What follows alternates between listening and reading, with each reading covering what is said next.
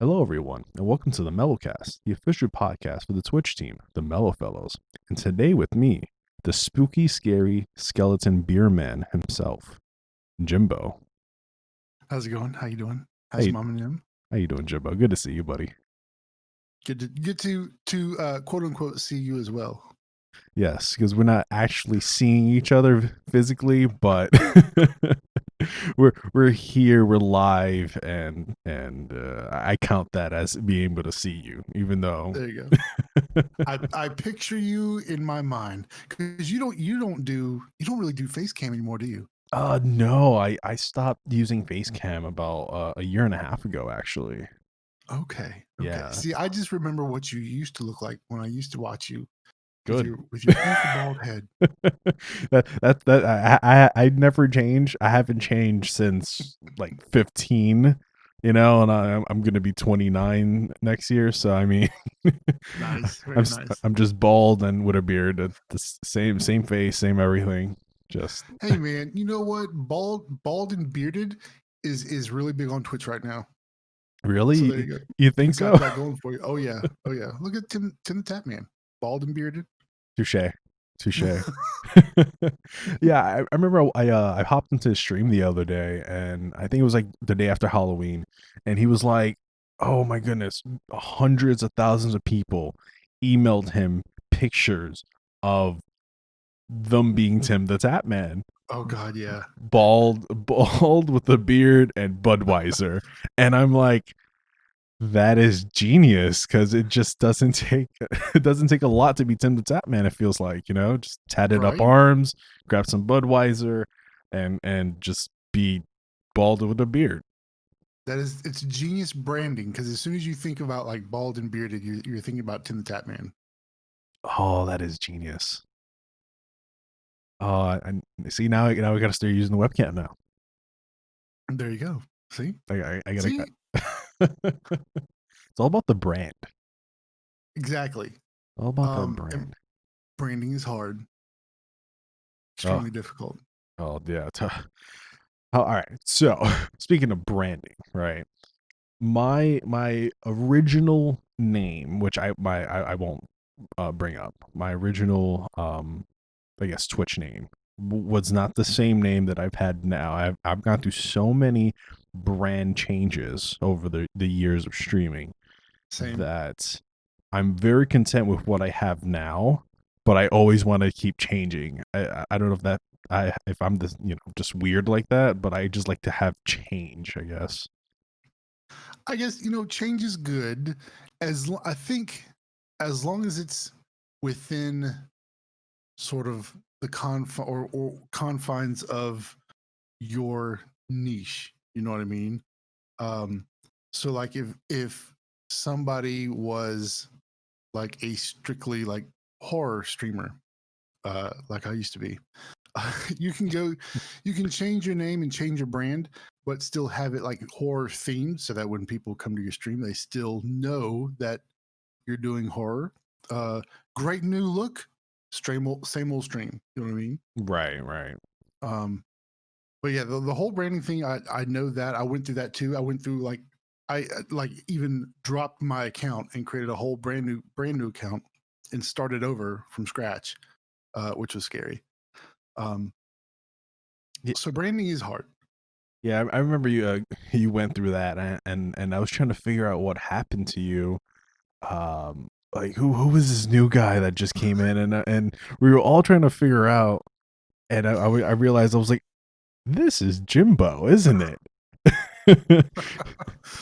just So just that slap across the face of wait, what happened? You know? okay, so it's actually a pretty decent story. It's an entertaining story, I think. So when I first started, my original Twitch name was Jimbo Lewis, because I pretty much could not come up with anything else. And Jimbo Lewis was sort of like this moniker that I used in film school when I put my name on like a project that I wasn't really happy with. Mhm. Uh, Jim's name. Um, so with Twitch, I couldn't think of anything else. I said, well, I'll just be Jimbo Lewis, and I decided, horror is my thing. Like I love horror movies, horror books, all that Right. stuff. My mom thought I was kind of weird.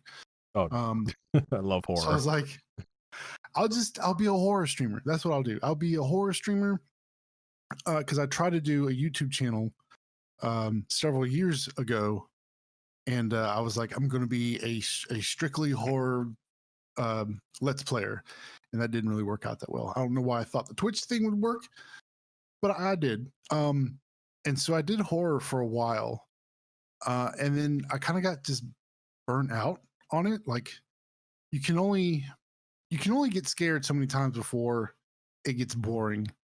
And then when it gets boring, you're not having fun, and the people watching you aren't having fun. And I thought, okay, I gotta switch it up a little bit. So I rebranded.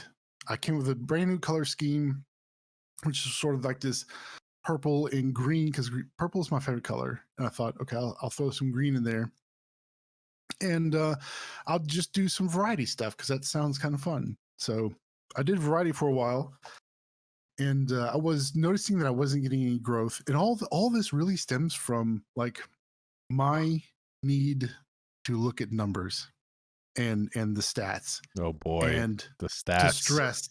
Oh god, dude. I was that streamer where like I stressed every day about my numbers, and I thought, what can I do different? What do I need to change? What am I doing wrong? So I went to variety.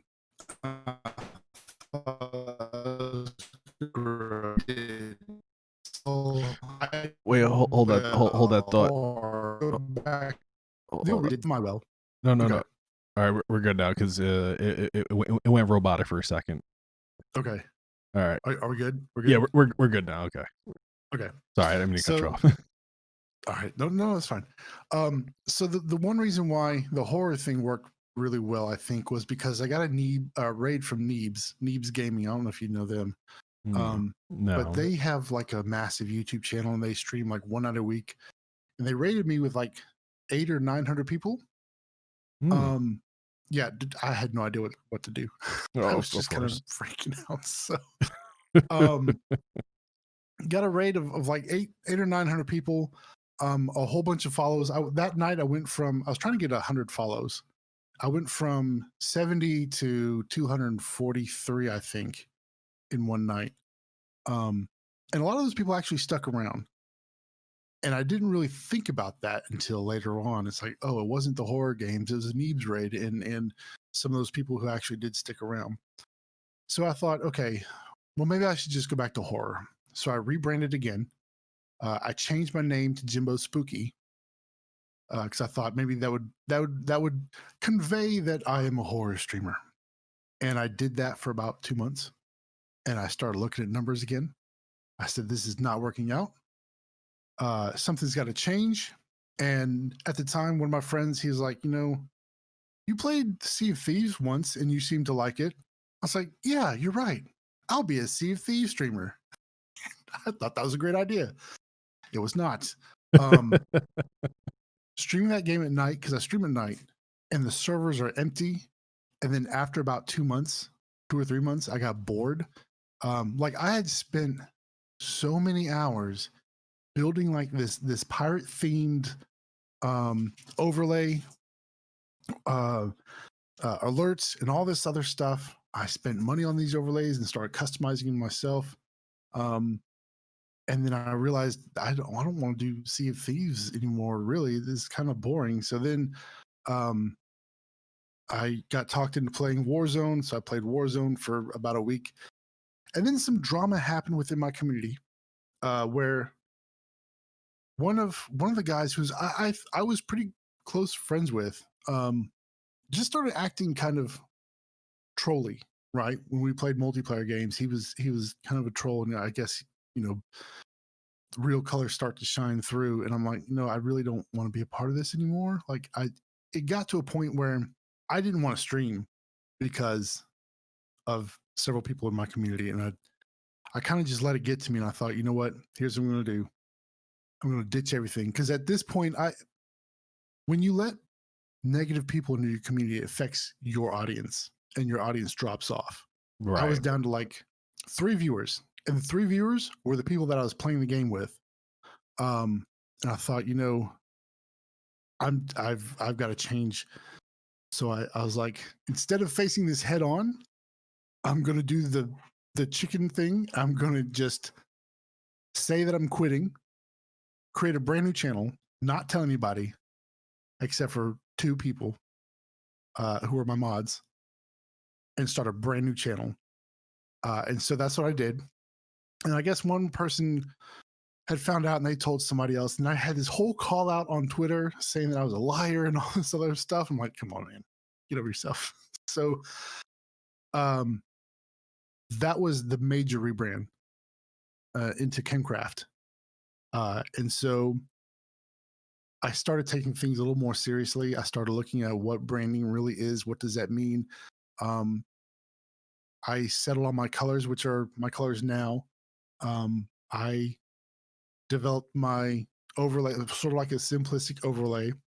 Got everything worked out, and it just kind of fell into place. Like everything fell into place from the games I was playing. I started off playing Fallout 76 this year in April when I did the whole account switch. And people enjoyed watching that. And then I played that for a little while. And then I started playing a little bit more Call of Duty. Then we do like a Saturday shooter night. And I guess my overall mood was better because I had a new community. And then a few folks from the old channel found me. People who had been with me from the Neebs raid had found my channel, and so they're back now within the community. Things are growing, and then now we kind of just, I don't know. I've been doing shooters for a while, and then this month we did horror, and then now I'm kind of getting into Destiny, and now I guess since I've been in a much better mood, my branding is on point now. Um, Numbers have gone from I literally went from 1.2 average 2 months ago to 4.9 now.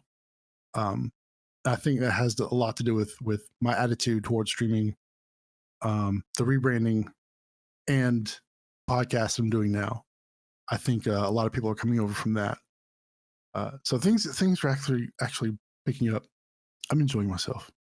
And that's the most important part. I was just about to ask, are you enjoying yourself? Even though numbers are low, they seem low now, but are you personally enjoying the whole streaming thing, even with what happened? And that's what matters. Oh yeah. So my community now is just super supportive. They'll watch me play whatever. Um, we played even like the ones who don't like horror will still sit in the chat and just kind of watch chat and not look at the horror game. Right. And just listen to me. So we're all just having a good time and enjoying ourselves and enjoying the stream, and enjoying the community. So it's gotten, I think, 100% better. And that's always hard, right? When you had this initial brand that you started off with, you had an idea, you went with it.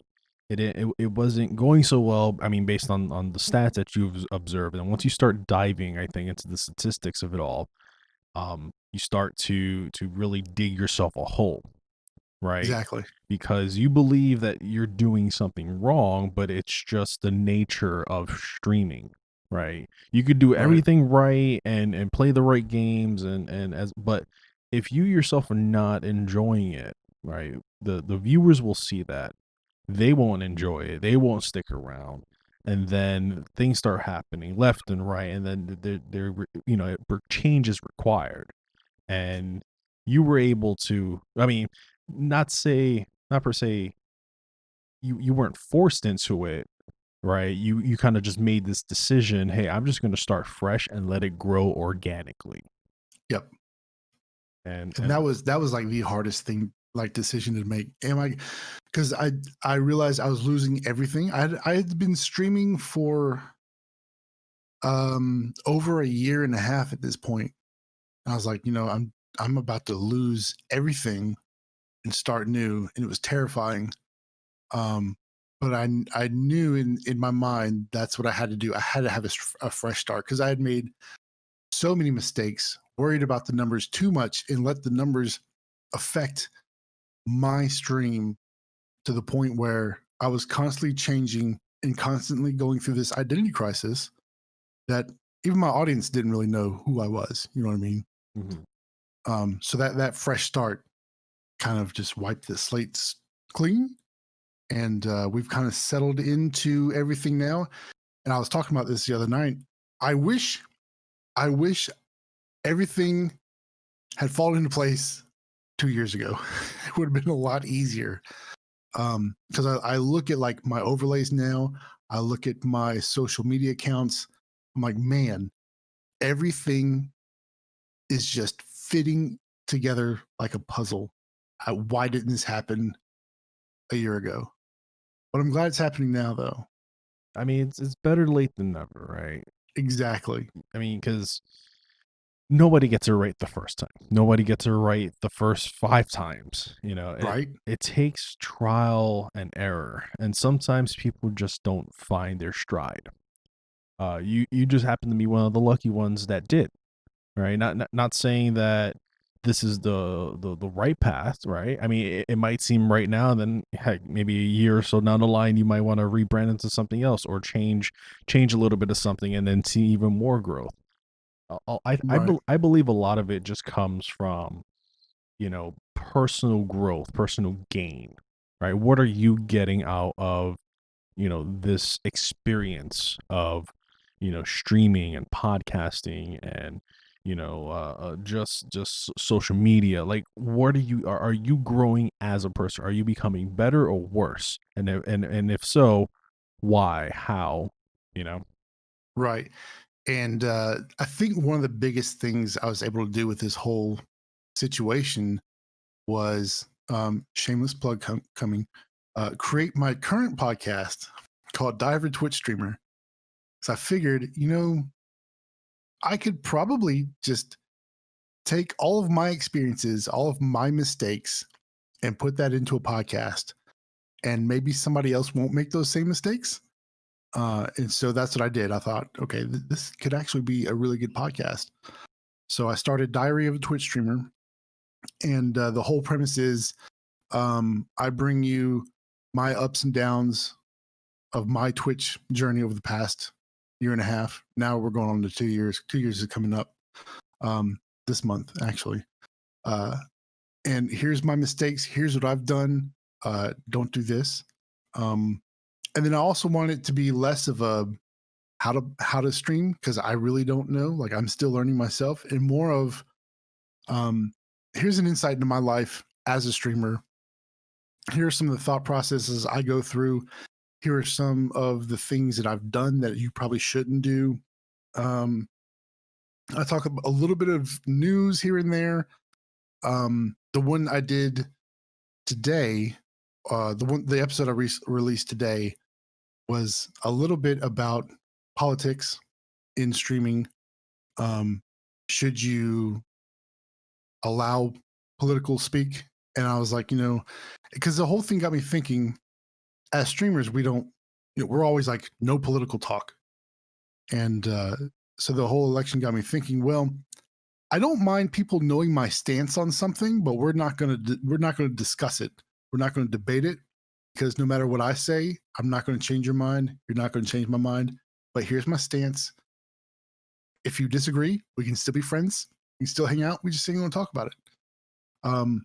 So I talked a little bit about that. I talked a little bit about growing through finding that one main game, being a main game streamer, and a few other things I talked about on the episode. But I think that's even in itself evolving into something beyond just here's my experiences. Now it's kind of a little bit of news, a little bit of personal history, a little personal speak. Here's maybe some ideas that you can do for your own stream to maybe help yourself grow. So people have actually been downloading it. They come to my stream and say, hey, I listen to your podcast. I think it's awesome. I'm like, man, that's great. Even if they don't hang around, they just want to come and say, hey, I like your podcast. That makes my day, man. That nice feedback from somebody you've never seen before just come in and just say, hey man, good job, keep doing it, and that kind of motivates you in a way, I right? feel. Because I didn't think anybody was actually going to listen to this. I'm like, people are going to listen to this and be like, who is this guy? This isn't Harris Hell. This is too, but they love it. They say, you sound real, you are intimate, and you just sound like the average Joe, and we appreciate that. I'm like, man, that's great. I'm glad y'all are listening. Yeah, most definitely. I always throw up videos on YouTube. Usually, a lot of my speedrun videos go up there because I have to provide a video for verification purposes on the speedrun leaderboards. But I also get a lot of viewers from those videos that come in just to say, "Hey, man, good job on this run," or "Good job on this video. It was funny. It was good. Keep up the good work." And some of them will stick by. Some of them will come and go, which is always nice to see. You know Right. that what you're doing outside of Twitch is also helping your Twitch numbers, if that makes sense. Yeah, exactly. Because you hear everybody now is saying, if you want to grow on Twitch, you got to create content outside of Twitch. Start a YouTube channel. Most of them say start a YouTube channel. I say, actually talked about this on the podcast. Mm-hmm. If you don't want to do YouTube and you're doing YouTube, people are going to know that you don't want to do YouTube. So don't do it if you don't want to. Right. There are other platforms you can create, do like little montages, 1 minute montages for Twitter or TikTok. And that'll bring people over to your stream. Doesn't have to be YouTube, but yeah, creating some sort of content outside of Twitch will help your growth. Because as we all know, there is zero discoverability on streaming platforms. None of them have any sort of real discoverability. They could, though. Twitch could utilize clips and tags, and put those like in the forefront, Mm-hmm. and make those searchable, like but Twitch, they're kind of lazy at this point. Of course, at this point, they're just they're trying to fix their revenue situation, right? The Right. the whole ads, pre rolls, mid rolls, post rolls, rolls, all the rolls, sushi rolls, all of it. They're trying to generate some kind of income because they're hemorrhaging money. I don't know if you know this, the numbers between Twitch and keeping the platform open for us to stream. The reason why it's free for us to stream is because they they think Amazon is making tons of money from it, which they're not, right? Right. However, Twitch has got to perform better on these ads, and they're not performing as good because most users or consumers are using ad blockers, which ruins the Twitch revenue, which is why they're kind of not really forcing ads, but being a little more pushy about it because they got to make their money. Right. And now they're doing this thing where, like, if you have an ad blocker installed, you get like this purple screen with a message saying, hey, you're running an ad blocker. You're going to see this like every 10 minutes. So you should probably just uninstall it. Yeah. It's not even having it active. It knows that it's installed and will still pop up these messages. I know several people who say, hey, I disabled my ad blocker. I'm a sub to the channel and I'm still getting these messages because it just reads that there's an ad blocker and just throws them up. That's very interesting. Yeah, that's a really bad move on Twitch's part. Like, I disabled my ad blocker, man. Come on, dude. Like, Just let me watch my streamer, please. right? Like I always I'm all for ads, right? I'm all for make your money, boo boo. All right, do you, boo boo. But while you're making your money, okay, let me also watch the streamer that I'm watching at the same time. Exactly. Have some type of banner up there. Have some type of smaller window ad that's not taking up the entire screen of the streamer that I'm watching. Right. You know, like there's many different ways of going about this that they kind of just want you to watch the full 30-second ad so that they can get the CPM off of it, you know? Exactly. I mean, I would even be happy with like a skippable ad. Yes. Give me skippable Show ads. show me 10 seconds of an ad and then give me the skip button and I'm good. All right, let me ask you this. Okay. Would you rather watch a full 30-second ad, right? Every, we'll say every 20 minutes, right? A full 30-second ad. Or would you rather watch three 10-second ads every we'll say five 5 to 7 minutes? Oh, that's a good question, man. I would probably rather watch the 1 30-second ad. Just because there's something about seeing ads over and over in a row that bothers me. It's like, why am I watching another ad? Right. Just give me the one log ad. I'm cool with that. Let's move on. Um, like on Hulu. So on Hulu, when you watch a show, they say you can skip all the ads if you watch this 1 minute long Yes. ass ad. Pick which one you want to watch. I do that because I don't mind watching a long one at the beginning. Just don't give me any more ads, and I'm cool. And I'm cool. Exactly. Thank you. Yeah, but like the three different ads, like I just want to watch one ad just because it's too many different little stories for my brain. Even though they're 10-second skippable ads, right? They're still so kind of like spaced out that I feel like they're just cutting up the streams a bit, Right. you know, Exactly. and it's kind of hard to keep going with the stream. I mean, attention span is really low for us as people nowadays, that Hmm. 10-second ads are too much even. Um, but imagine just a full 30-second ad every, 30 minutes or so, Yeah. however. That wouldn't bother me as much, I think. Yeah, because at least you get to see the stream for a consistent 30, guaranteed 30 minutes uninterrupted. You get 30 seconds, watch this junk of an ad, and then let me watch another half an hour uninterrupted, Yeah. or a minute or whatever. Right. And I think, something else that would probably help is if I get rated, or if I raid into a channel, like if I'm watching somebody, they raid somebody else. I think they fixed that. They used to not. Or if I click on a channel, let me watch the channel for at least 5 minutes before you give me an ad, instead of giving me the ad right off the bat. Because if you give me the ad right off the bat, I'm more likely to click away. Yeah, the pre-rolls, right. Yeah. So let me watch for at least 5 minutes. Yes, something. Let me get a little glimpse to see if I want to even stay, right? Yeah. And instead of just making your money immediately, and then I'm not even gonna be around for a minute because I just got an ad. Right. I feel like ads just initially, right, when you just walk in. Let's say you walk into a store and you get a haggler. Is that what they call them? Heckler. There you go. I know it's something clear. You get a heckler that just comes right in your face. Hey, buy this, blah, blah, blah.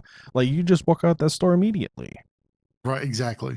I don't want that when I walk in. I want to be able to look around, see if I want something, and then maybe one of the helpers, hey, do you need help with something here? How about try out these shoes over here?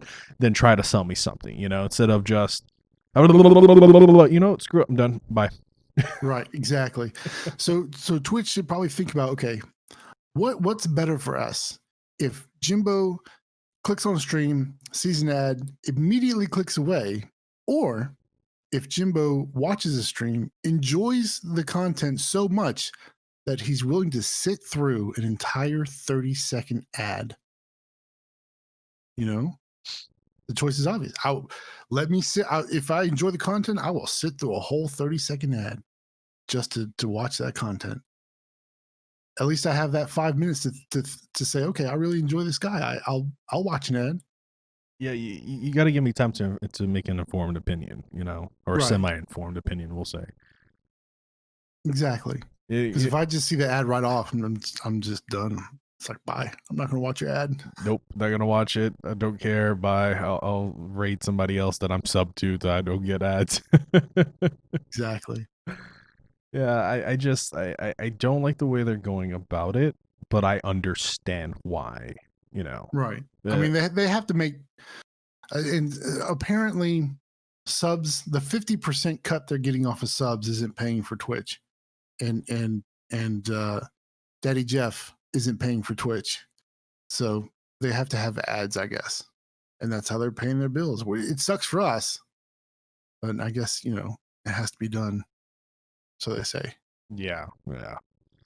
I mean, like I I've been thinking about it for quite a while, about changing platforms just to see if there's Me too. something there, right? Like maybe try something on YouTube streaming, because at least it's a different platform that nobody's seen, like me or my content, right? The only thing I Right. worry about is how am I going to be able to maintain the audience that I have on Twitch and try to have them or convince them to move on over to YouTube for a few hours or whatever. Like that's my toss up. Exactly. And this is something I actually thought a lot. I've put a lot of thought into this. Last year, I actually streamed on Mixer for an entire week just to see what it was like. Surprisingly enough, my entire community from Twitch came over to Mixer, um, to watch me over there. And I have to tell you, it was a great, technically speaking, it was a great experience because they had zero lag. Right. Um, but one of my viewers went through hell trying to get an account created on Mixer, had to get her husband to look at it, figure out what was going on. But she went through all that just to watch me on Mixer and be able to chat. Oh Um, man. so I think the core community is probably going to go with you no matter where it is, unless they just have issues with the platform. For example, like Facebook. I don't think I would ever be able to stream on Facebook just for I the couldn't. simple fact I couldn't. that they have to use their real names. Yeah, I don't want to put anybody in jeopardy of using their real name, because like people don't know me for my real name. So why am I going to force others to use their real name on a streaming platform? Exactly. It just Um, no. I've watched several Facebook streams and they look good. The streams look good. The chat looks really good. They have larger emotes over there. Um, but it's just the whole having to use my real name. I don't like it. I hate my last name. I don't want it popping up on the screen and read my last name. I'd be like, oh God, people are gonna laugh at me now. Um, and I don't want that for anybody else. But their platform looks good. Like Facebook Gaming, the app looks really good. Um, Searching for games is pretty easy. It's a lot easier than it is on YouTube. Trying to find live games on YouTube is a nightmare. Like they It really really is. need to fix that UI, like separate it out from live and VODs. Um, and then also I've heard that on YouTube, if you stream and you do YouTube videos, it messes with the algorithm and you're not recommended as enough, or Yes. as much. Yes. So, so this is what kind of deterred me away from YouTube live streaming for a while. I initially went up there and I was testing things out and whatever, and you kind of have to like really mess with it because so you have to get the key from YouTube, throw it on OBS, then you start you start your stream on OBS, but it doesn't start the stream on YouTube until Right. until it recognizes the key, and then you have to hit start on the YouTube site, and then then it starts, and then there's a whole lot of mumbo jumbo going on with that, and you're just like, oh, I Yeah, don't want it's to deal not with it. easy. I feel that YouTube should make the live stream site set completely separate. Just Mhm. pull it out, take it out, call it YouTube Live, right? YouTube Live.tv, and then that'll be the main streaming. That way you can distinguish what's video and what's actual streams. Right, exactly. And the other issue you have is you're going from one platform where you're actually making some money to another platform where you have no idea how long it's going to take you to get to a point where you can make some extra money. On Facebook, they have little communication with their streamers as to what it takes to get into the level up program, which is the program where you get stars or bits from your audience, but you don't get emotes. The only thing you can get is stars. Once you're partnered with Facebook, that's when you get emotes and the support button. But the thing is, they don't tell you what it takes to get partnered. You just basically stream, and one day they finally contact you and say, "Hey, do you want to be a partner?" With YouTube, we know what the thing is with YouTube, right? It's 4,000 hours of watch time a year and 1,000 followers or 1,000 subs. That's hard to get. Yes. And I'm kind of, I don't know, I'm still a little disgruntled with YouTube anyway, because I had several years ago,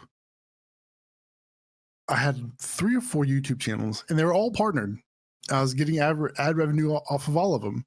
I didn't have 1,000 subs though, and I didn't have that many viewers, but I was still making a little bit of money. And they changed their partner requirements and demonetized every one of my channels, even though, like, my Southern Beer Review channel has been there since 2009, was partnered in 2010, and they just took that out. That just really bothered me.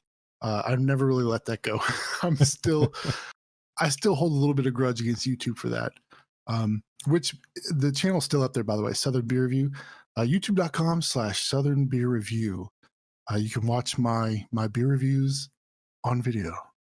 Oh man, that just sounds delicious. The way you said, just watch my beer reviews on video. Just now I They're need a beer. they're pretty good. Like the old ones when I was living in Thomasville, Georgia, teeny tiny redneck town. Mhm.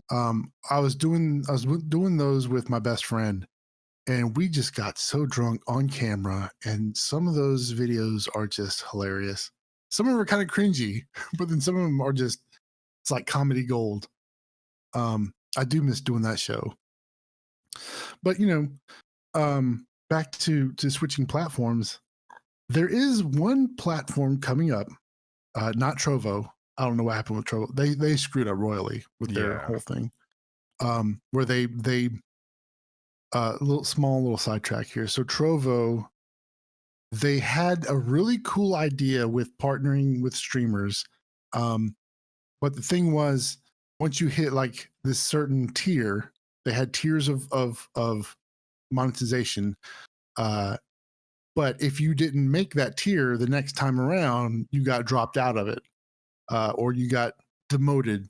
I guess that was kind of a stupid idea to begin with. But then they decided that the only way you can get monetized is if you are doing gaming content. IRL was not eligible. And I don't know why they did that, but that pretty much killed that platform. Yeah, And because so, IRL is just a big industry in itself. exactly. Why would you take that away and then hurt your business? Exactly. But So now there's a new platform. They're in development right now. They're getting ready to go into alpha. It's an open source platform called Glimish, Glimesh. They have zero latency streaming. Their chat system, you can customize the chat window to have your own graphic behind it, and then the chat is like bubble text that oh, that's moves up. nice. It looks really good. It looks pretty similar to Mixer. The other good thing about this platform is there will be monetization from day one. You don't have to qualify for any sort of like program. You get a sub button. If you stream, you get a sub button. They take much less of a cut. I think they're doing like a 70-30 split. It might even be lower than that. They right now they stream their weekly quote unquote staff meetings to the public on their platform so that everybody can see what's going on, what are they developing, what's ready to go. They take questions. They have a Discord where they're looking for volunteer devs. You can ask them questions in the Discord. They're very open with like everything. And I'm right now I'm pretty dang impressed. I have my account set up, and I thought, when they go live for their alpha, on alpha they will have a sub button. The only thing they won't have yet is the emotes. They won't have emotes, and they won't have rating yet. That comes in like phase 2, and the emotes is like phase 3. But they will have subs. So I figured, I'm going to try that out for a week on alpha just to see what it's like, because I'm always looking to experiment with new things. I like to learn, like you. I like to learn new things. Yep, definitely. So when this comes out, I'll try it for a week, see what it's like. I've already told my community; they've already signed up for accounts and followed me there. So we'll try that out and see what it's like. This is actually very interesting because I just looked them up on Twitter, and I'm going through kind of like their the Twitter feed and whatnot, and the chat and just the basic outline of like the UI and everything just looks very appealing. It looks good, don't it? It looks really, really clean and crisp. Yeah. I mean, that chat is really nice. Yeah. So I've got mine up there. I've got my chat little customized. I'm excited, man. It looks really good. It's not a knockoff of Twitch. It doesn't look like Twitch at all. Not at all. They're going to utilize tags, like actually like fully utilize tags on your stream so that tags are searchable. They'll have like categories, and within the categories you can have tags for like gaming. They'll have FPS, RPG, racing, whatever, and then you can have subcategories. So everything will be searchable. You'll be able to actually find streams with those tags a lot better than you can on Twitch. So that's one of their main goals, is to actually make a platform with discoverability built into it. If they can do that and do it well, they could be real competition. So so I'm looking at their whole UI right now, right? This is just a random page that I found.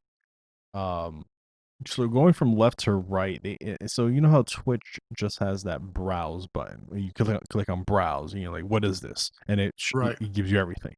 They have it to where it's very specific. It's if you click on gaming, you're getting gaming. If you click on art, you click, and it says it specifically: gaming, art, music, tech, IRL, education.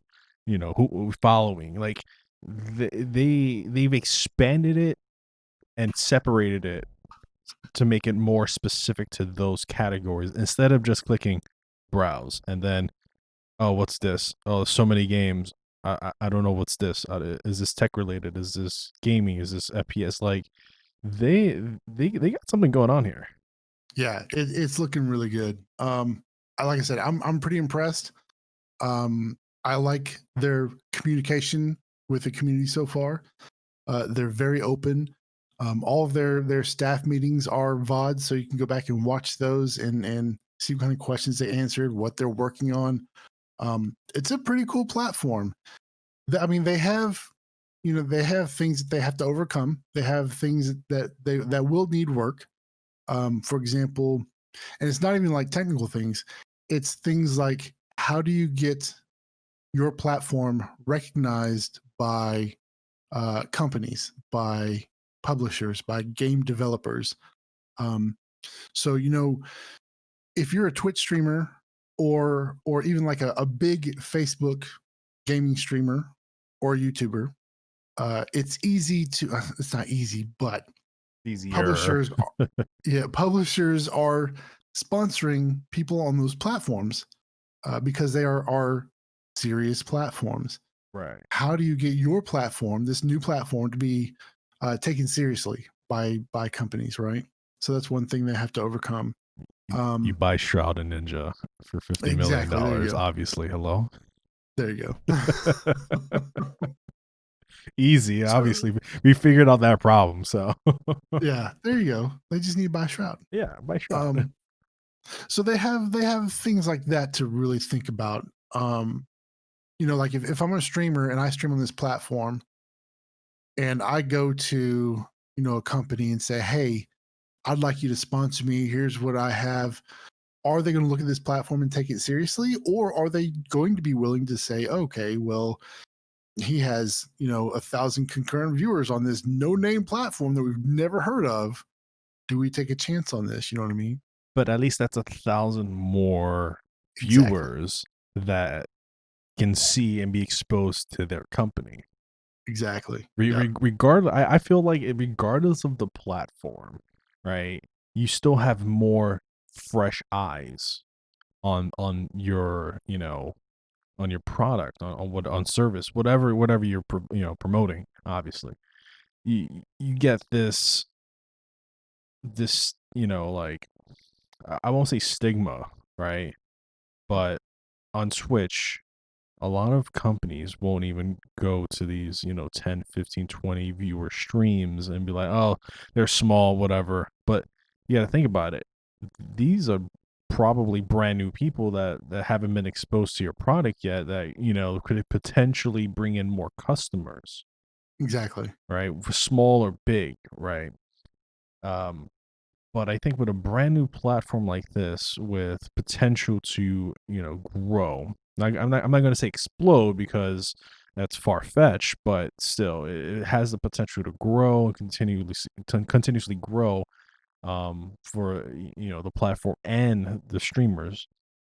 Let's say you don't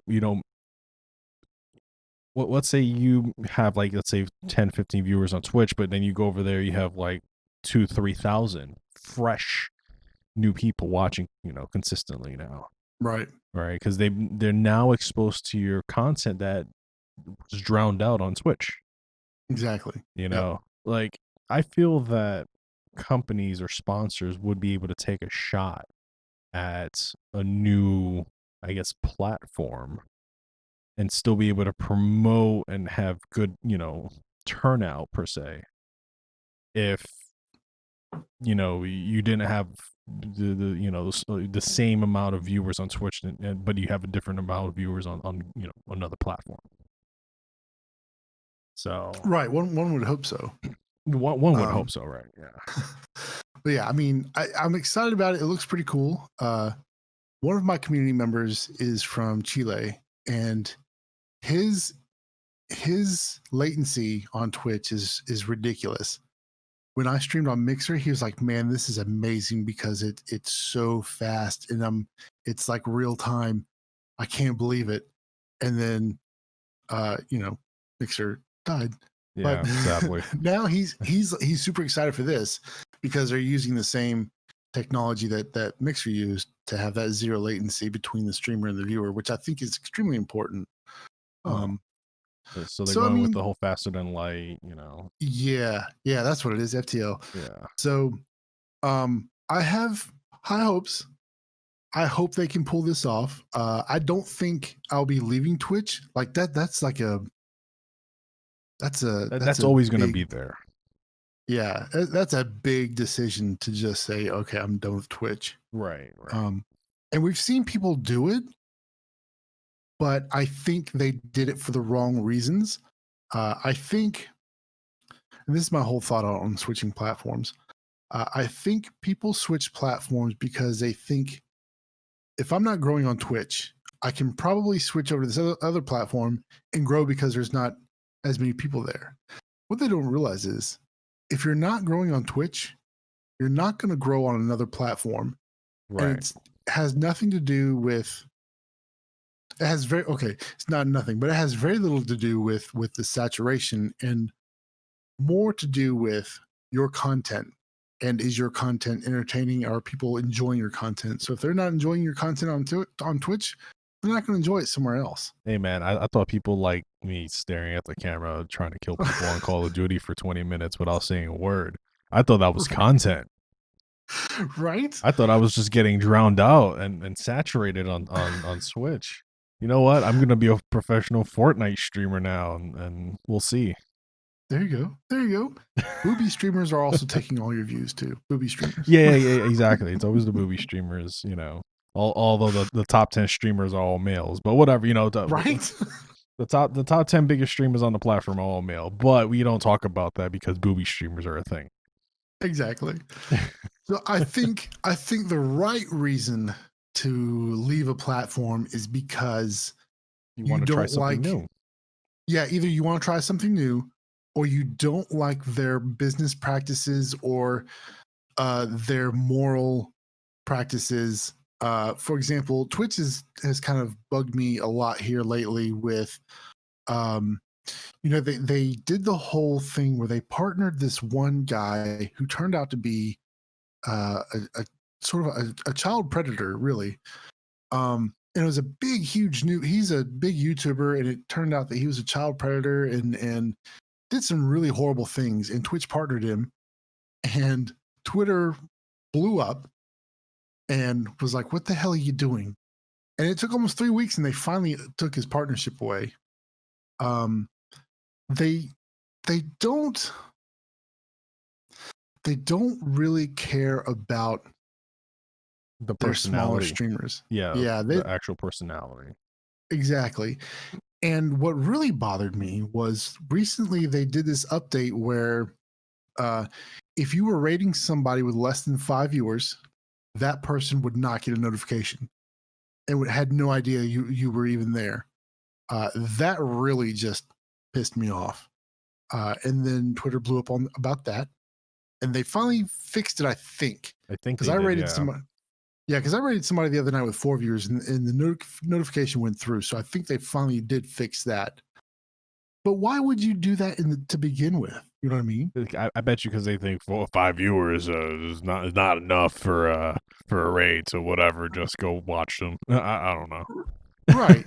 And their whole thing was, well, we're trying to cut back on bot raids.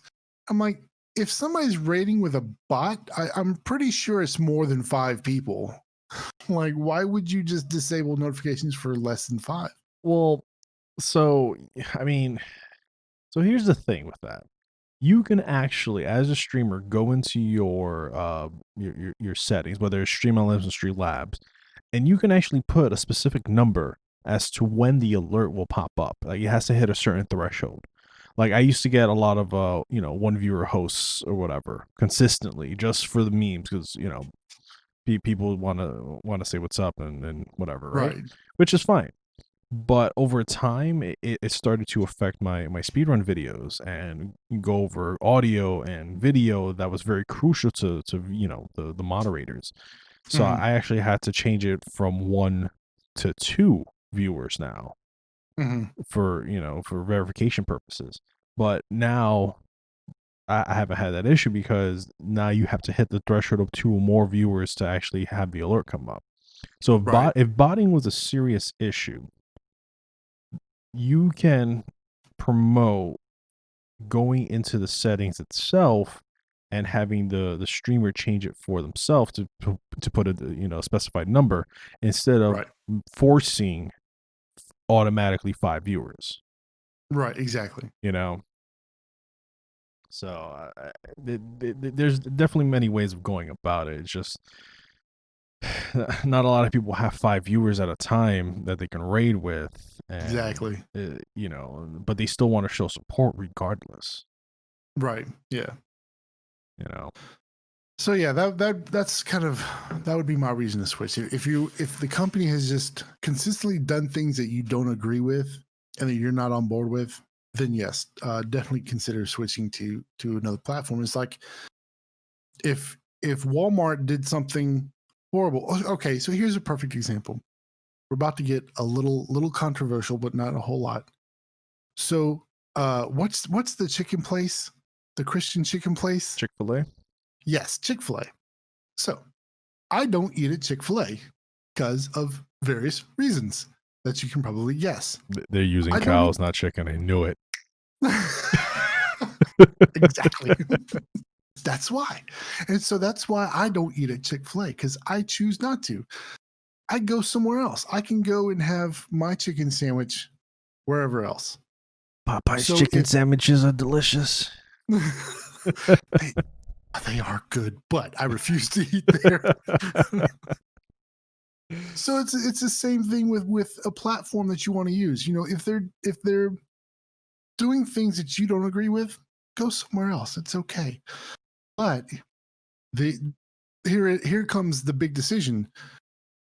I know if I switch this platform, I'm going to lose the majority of my viewers. Am I okay with that?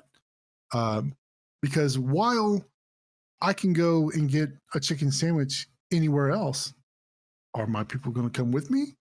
Or are they going to be like, well, you know, Chick-fil-A's chicken sandwiches aren't pretty good. I think I might just stay over here. But You know what I mean? but also Popeyes, but Chick-fil-A, but Popeyes. Have you had Oh, a Popeyes Sonic is so chicken good. sandwich before? Because they're actually pretty good. Yes. Oh, They're pretty yeah. good. I do like me some Sonic. Oh, you know, they actually just opened one not too far from here. Because you know, because we're in the same state. I'm actually further up north from you, but Right. they just opened one up not too far from here, and I was able to order from it a couple days ago. And oh my gosh, I haven't had Sonic since 2014. And boy, let me tell you, I might have to order again sometime. It was Dude, delicious, man. their cheese sticks are the bomb. I don't know what they put in their cheese sticks, man, but they are amazing. They put drugs, lots of drugs. Okay, it's debunked here on the Mellow Fellows. They put drugs because they're so addicting.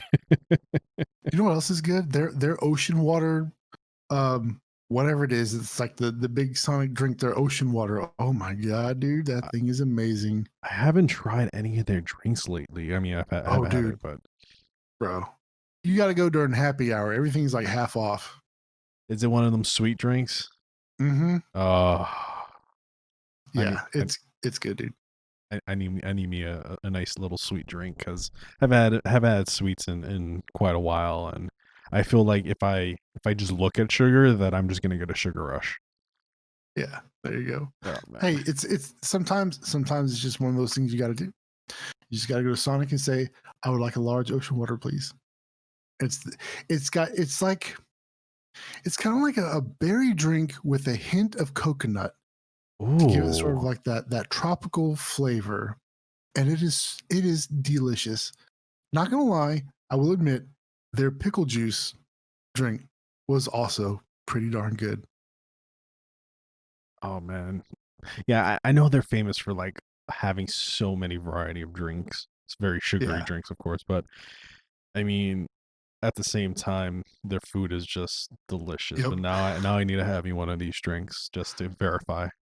Yep. Their pretzels are really good. Their cheese sticks are good. Their burgers are pretty good. They even have like a queso burger now. They just came out with. Oh yeah, I actually had so speaking of queso, I actually had an ad on YouTube not too long ago, earlier today about it. I was like, oh man, Sonic just Dude, had that.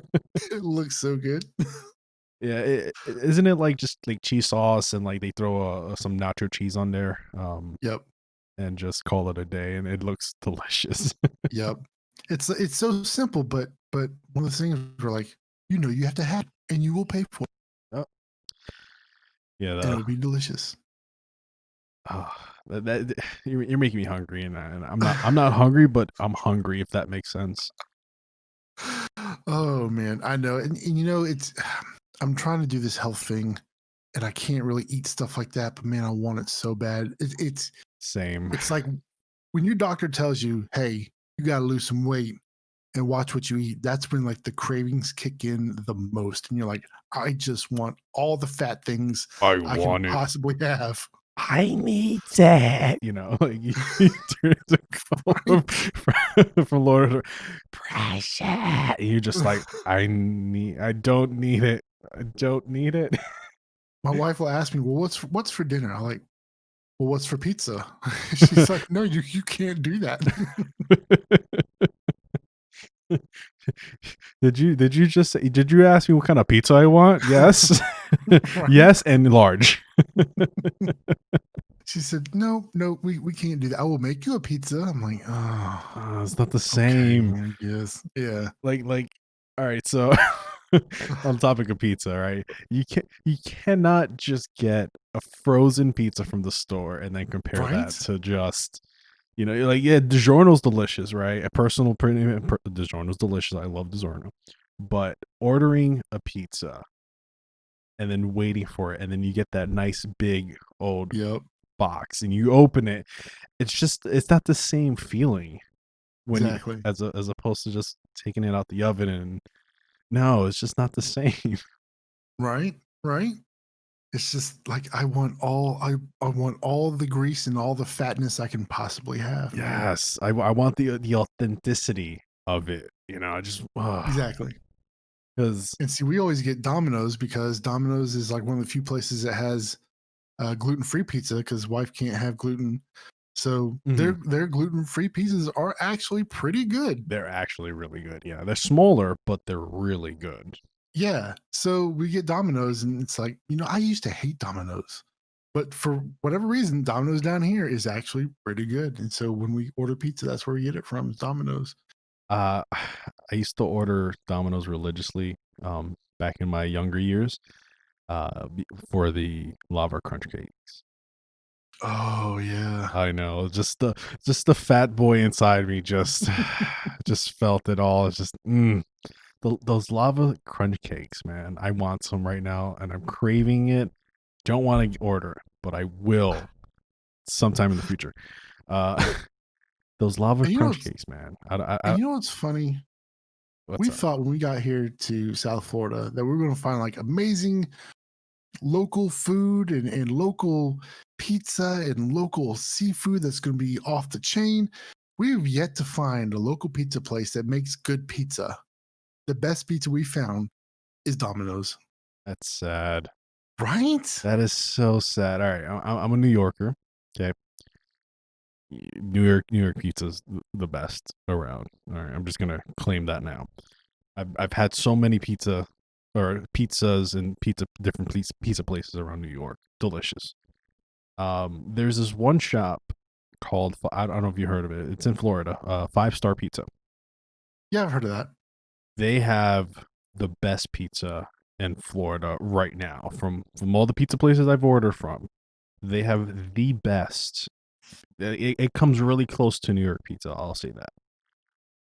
But Huh. oh my goodness, I order from this place and I know I'm just gonna just die in happiness. I think what it is that in South Florida, we have so many old people that live here who have no taste, like their taste buds already are dead. So they Gone. can't really taste anything. So it doesn't really matter what you serve them, and it just kind of carries over to everybody else. And so that's why all the food here is pretty much garbage. We have found some really good places, but they are few and far between. Um, there's one place down here that's called Bimini Twist, and it's like the super fancy seafood restaurant. All the old people are gathered there every weekend. And when we first moved down here, I was out of a job for like 6 months. And wife said, "Okay, when you get a job, we'll celebrate and we'll go to Bimini Twist." I'm like, "Sweet." Nice. So I got a job. We went to Bimini Twist, and the food was not very good at all. Like it was flavorless. We're like, "Oh, well, now we know why it's all old people because they can't really taste it anyway. They don't know the difference." See, So we've kind of, that's sad.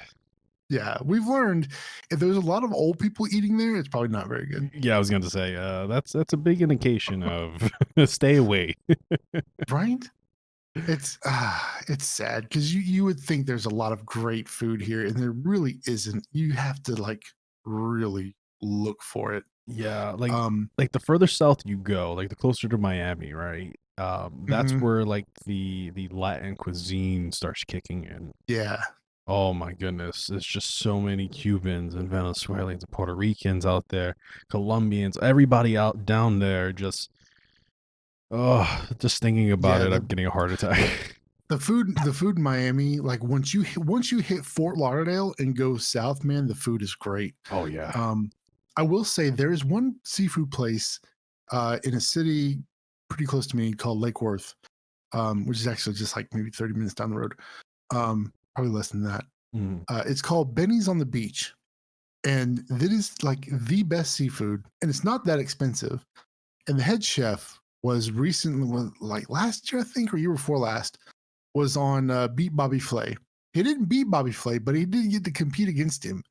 And his food looked really good. And we're like, you know what? We got to go try this place. It's freaking amazing. And like, I always get, when I was like fatter than I am now, I would always get the captain's platter. Every time I go to a seafood place, I get the fried captain's platter. Gotta eat like a king. And, oh, dude, it was so good. And this is where I discovered conch fritters. I've never had a conch fritter. I didn't know what it was until we moved down here. They are absolutely amazing. Just don't go look them up on Google. They look terrifying, but taste delicious. Right? And it's like I didn't realize those giant seashells that you could hear the ocean. I didn't know those were conchs. I didn't know that's what I was eating, but it's so good. It's so good. Oh man. Just thinking about it right now. So now I'm hungry. Yeah, I know. It's just the fat boys inside of us just want to come out and eat all this food. Right? But and see, I've been doing so good. Like I've lost 13 pounds in the last 4 weeks. I've been doing really good. That's incredible. Right? That is incredible. Let me tell you about the amount of control it takes to not eat all the things. Oh, it's so hard. But like once I stand on the scale, I'm like, oh, it's worth it. I guess. Yeah. Once you start seeing change, it kind of gets addicting. Yeah. Right. Yep. So I during the whole COVID outbreak, pandemic, lockdown, everything, I actually gained about 42 pounds because I was consistently ordering out every day because the stores were not being packaged up every week or whatever. So I had no other choice.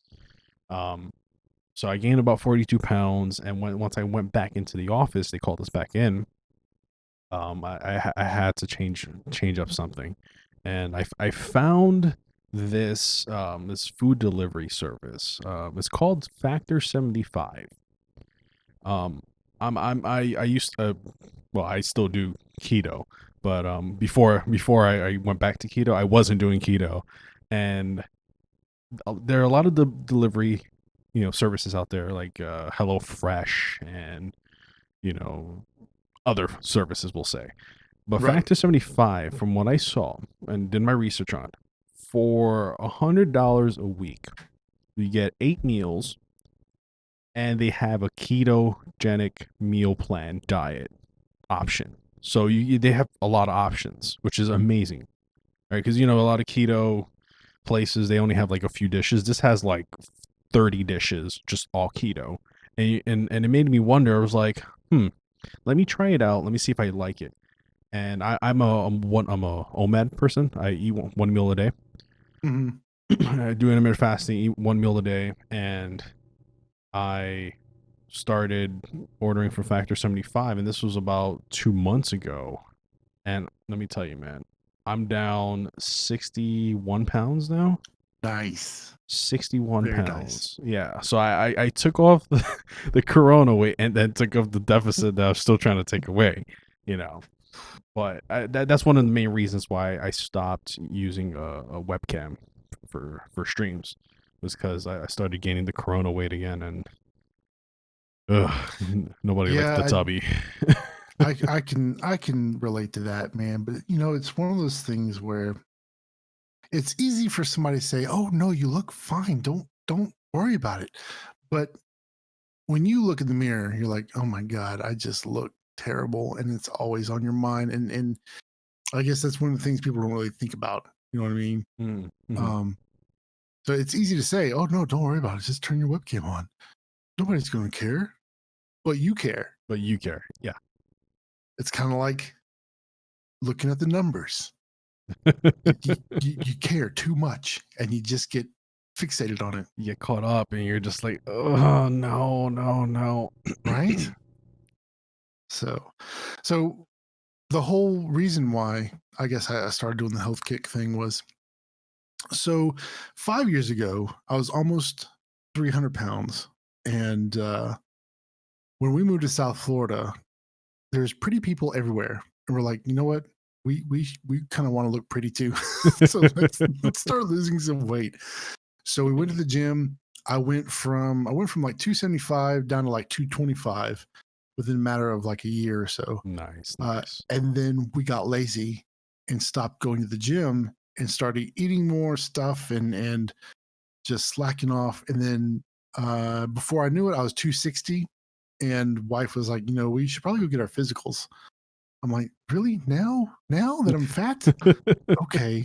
So when we got our physicals, doctor said my cholesterol was so high they couldn't even calculate the bad cholesterol. So put me on fish oil and a supplement called bergamot. This doctor was actually really good because before he decided to put me on like actual cholesterol medication, he's like, let's try supplements first. I'm like, okay, we'll do that. He's kind of like semi holistic, I guess. More on the experimental side before, just giving you meds, hard meds. Exactly. Right. Exactly. And I appreciated that. So we did the fish oil thing, got my cholesterol down. Things were going good. I wasn't losing any weight because we weren't going to the gym. But at least I got my cholesterol down. And then I slacked off again and started gaining weight again. And so I was up to like 280, 282 or something like that. Mm-hmm. And went back to the doctor recently. Like, man, your cholesterol is just what happened. Like, we slacked off. So cholesterol was bad. There was like some fatty deposits around my liver. It was not in good shape. He's like, all right, you need to get back on your fish oil. I'm giving you this other supplement, put you on some stuff called conjuline, which is like a fat burner. And before I went back to the doctor here 4 weeks ago, we had actually bought an elliptical from Bowflex, and we started using that, and it helped. It brought my weight down a little bit. So when I went to the doctor, I was 280. I was like, hey, look, I've been doing this, that, and the other, and I told him I have back problems. What do I do? He's like, just start doing weightlifting, doing more back exercises. I said, okay. So during the last 4 week period, I started doing yoga. I started doing more weights. Wifey bought me like a cheap weight bench off of Amazon for like $100. And we had some dumbbells from where we bought for the kid, and he just kind of stopped using them. I'm like, well, I'm going to take them. I'm going to use them myself. Hand-me-downs, Yep, exactly. So started doing the weights, the yoga, and then doing that elliptical machine every day, and got down 13 pounds in 4 weeks. That's so good and to still hear. going. So yeah, dude, I feel better, but like I said, man, the craving for that horrible food is more intense than ever. Yeah. But every now and then I do treat, like, you can't just deprive yourself, because if you deprive yourself, you're not going to stick to it. Yeah, it does more harm to deprive yourself for so long. Yeah, you gotta. It's more of a mental game than anything, right? Once you feel like you're restricting yourself, then that's when the kickback starts happening. Exactly. You You got to give yourself a cheat day. You got to give yourself some type of reward, some type of that relief, and then Yep. you go back to whatever you were doing, right? Yep. And the one thing, I guess streaming has kind of helped with this somehow. Before, when we started going to the gym and really losing weight, I would weigh myself every single day. I'd look at the scale. If the scale went up a pound, I was depressed. If the scale went down a pound, I was happy. And it got so ridiculous. My wife was like, you are looking at the scale too much. I'm like, I have to know what the number is. I have to know. Now, I weigh myself once a week. Sometimes I even forget to weigh. Yeah. And I don't let the numbers bother me. And I've kind of brought that over from my whole rebrand. I look at my numbers after stream to see where it dropped off and see maybe what happened, but that's it. and I look to see if maybe there's something I could improve on, or if maybe somebody just didn't like the game. It happens. I let it affect me much less now, so I kind of carry that over into real life, and I just don't really look at the scale that much because I know if I start focusing on that scale, it's just going to destroy me mentally. I kind of see it more as like a learning process, right? Because Yeah, what is the best teacher?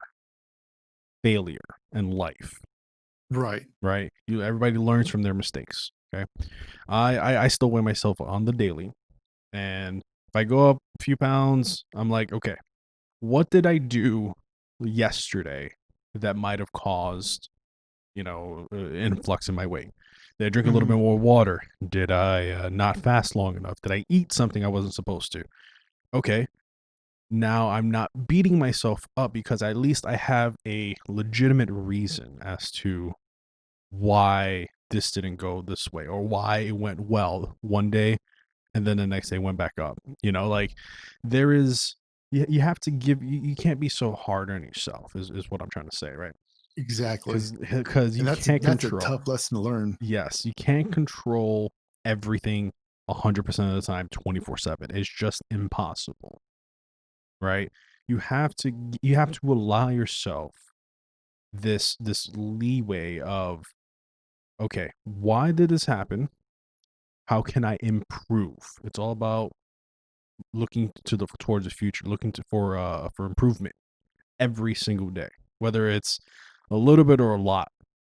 It's all about the improvement, the next step forward, because you're never going to be perfect 100% of the time. Exactly. Yeah. So are And you? I think, What's up? go ahead. Go ahead. No, no, go, go. I was going to say the other thing I guess I have to do personally is kind of just set goals for myself. Okay. Um, Used to, I would just wing everything in life. It's just, if it happens, it'll happen. If it doesn't, I'll get depressed, and that's okay. It's just going to happen. It's just gonna happen. It's just going to happen. But I've realized that I am the type of person, if I don't set a goal, I won't work towards that goal, and I'll get lazy. Um, so I promised myself with this whole rebrand thing, uh, that I am going to make partner by next March. Now I don't know if that'll actually happen, but I set that goal because I will constantly push myself and look critically at the stream, at how things are going. What can I do to improve and what can I do to keep pushing towards that goal? Because if I don't have that goal, I'm just going to slack and not keep a schedule, start rearranging things again. Uh, with that goal in mind, I keep pushing forward and keep finding new ways to attain that. And I had to do that in life too. So I said, by hopefully by March, I'll be back down to 225. That's my goal weight. I don't know if that'll happen, but I have to at least set the goal so that I can work towards it. I have something to work towards. You hear that all the time. Teachers will always say, "Oh, make a goal so you have something to work towards." You don't really understand what that means until you need them. Right, You're like, right. "Oh, that's what they meant." Because if I don't have that goal, I'm not going to care. Yeah, it's kind of there's no risk factor basically, Exactly. and Right. everybody needs to feel a little fire under their bum in Yep. order to do something, and that's where setting a goal comes into play. Um, sorry, my dad was calling me. Let me Oh, no worries. No worries. no, no, no, it's cool. I'll call him later. Um, but yeah, so are you still with the whole diet thing going on? Are you still like able to drink? Are you still able to like party on hard or? So I stopped partying when I was like in my probably 30. Well, I don't know. Maybe I stopped partying, I think, when I got divorced from my first wife because she was an alcoholic. So I kind of stopped partying then. It was finally, oh my God, I don't have to drink every freaking day or see somebody else drink every day. Um, I drink, I have at least 2 beers on the weekend, and that's really about it. I don't drink during the week. Mhm. Um, I considered having a beer today because today is International Stout Day. Of I course. changed my mind. Like, I'm not going to drink today. Just going to wait till the weekend. So, normally I would have 2 beers while I stream on Saturdays, Friday and Saturdays. But I think I can't really do that anymore because I've noticed. So the beers that I drink are usually 8% ABV and above. And by the time I get halfway through my second beer, I'm like half asleep and I'm not as entertaining. And I'm kind of like, I can watch the VOD and see I'm about like just dead. And I told myself I just can't drink on stream anymore. It's just it affects my performance. Um, so I've kind of just do like maybe Saturday afternoon. Wife and I will watch a movie. I'll have a beer, or I'll do it on Sunday. Um, Also, it saves me on money because beer is really expensive. So Definitely. good beer is expensive. Um, so like I'll buy like a 6-pack and a 4-pack of something, and that'll last me 3 or 4 weeks. Hmm. So I don't restrict my alcohol consumption to the point where I would just say, screw this, I'm just going to drink all I want. You know what I mean? I still at least allow myself a couple beers on the weekend. And you have to like think about, okay, I'm not going to let this bother me. I'm not going to constantly think about how this is going to affect my weight. I'm just going to enjoy the beer and just let it go. Just And let it go.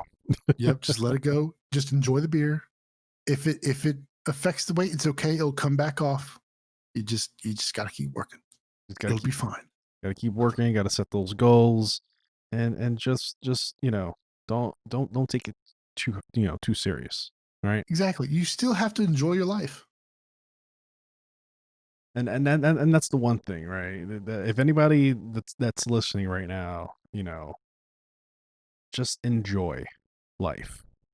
There's a lot going on in the world right now, and the last thing you want to do is put yourself down the rabbit hole of depression and anxiety and everything like that. Just enjoy life right now. Yep. Because you Yep. never know what's gonna happen, right? Just enjoy what you have. Enjoy.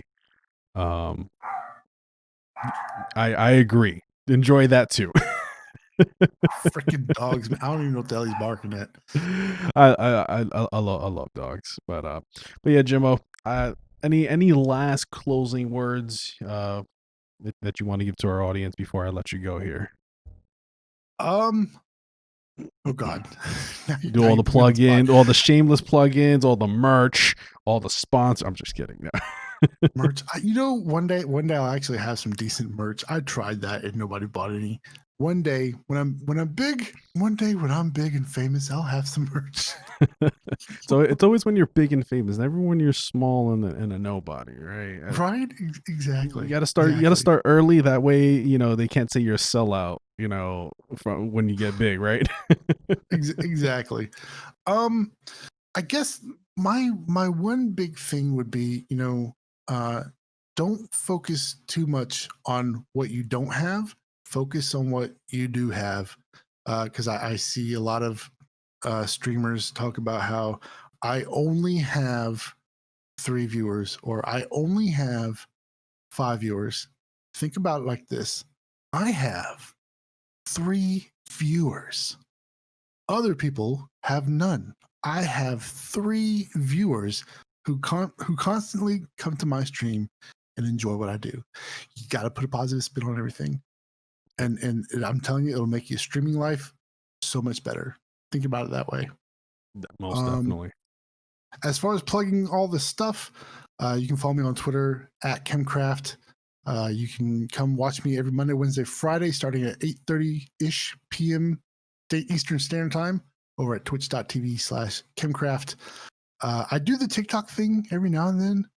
I'm trying to get with the cool kids and do the TikTok thing. But that's also at KemKraft. And I think that's really about it. Oh, I tell you what, KemKraftMedia.com. You can find all my stuff there. The podcast, The Diary of a Twitch Streamer. Oh, I can't believe I almost forgot about that. That's one of the podcasts I do. Then I also do a horror movie podcast called Scream Stream. And all that, again, is over at KemKraftMedia.com. Oh man, Jimbo, It's been a pleasure. Definitely would love to have you back again. Absolutely, dude. But I mean, if I had the option, I would keep going. We can have this like 3-4 hour long podcast, but I mean, I'm sure people will cut off at an hour or two or something. I don't know, but not that Dude, we're I could, boring, but it's just so much to go through. right? Dude, I could talk forever. I'm glad to finally be able to be on the podcast. Yeah, I'm glad we were able to get you on and get that intro in there, and at least now people can see who you are as a person, as a streamer, and get to know you a little bit better. I do appreciate you hanging out. Again, for those of you who are new, who don't know Jimbo, well, I call him Jimbo. He's KemKraft. Twitch.tv/KemKraft, and KemKraftMedia.com, right? I believe. Yep. Okay. Yep. That's where you'll be able to find all his social medias, everything he's doing, podcasting, streams, everything. Definitely go check him out when you guys get a chance. And again, thank you guys for hanging out on this episode for the podcast for Mellowcast. You guys have a lovely night, and yeah, take care. Bye.